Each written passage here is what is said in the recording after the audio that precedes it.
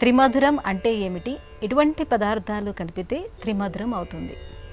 సౌందర్య లహరిలో అనేక శ్లోకాలకు తంత్రశాస్త్ర మార్గంలో త్రిమధురం అనే పదార్థాన్ని నివేదనగా సమర్పించాలి అని చెప్పబడి ఉన్నది. అరటిపండు, బెల్లము, తేనె ఈ మూడింటికే త్రిమధురము అని పేరు.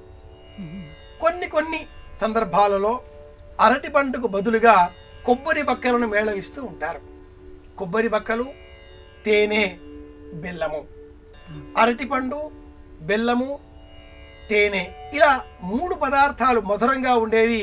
ఆ శ్లోకము, ఆ శ్లోకంలో ఉండే అంతరార్థము, ప్రయోజనము, జపం చేసేటటువంటి కాలము, ఈ అన్నింటినీ బేరీజు వేసుకుని త్రిమధురము అనే పేరిట మధురమైన పదార్థాన్ని అమ్మవారికి నివేదనగా సమర్పించి ఆ పదార్థం సిద్ధం చేసిన 24 నిమిషాల లోపు ఆ పదార్థం ప్రసాదంగా మార్చి స్వీకరించాలి.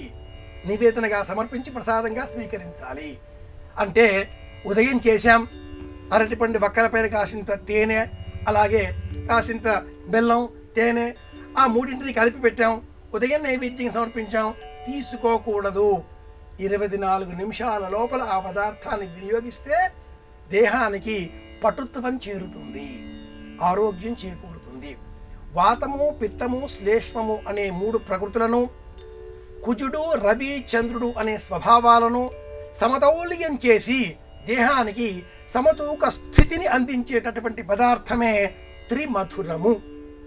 కనుక త్రిమధురం దేవతా నైవేద్యాలలో అపురూపమైనది, అద్భుతమైనది, సమస్త ప్రయోజనాలను తక్షణమే సాధించి పెడుతుంది అని కూడా తంత్రశాస్త్రం చెబుతుంది. ఇది తంత్రశాస్త్రంలో సమర్పించవలసిన ఒకానొక నైవేద్య రూపం.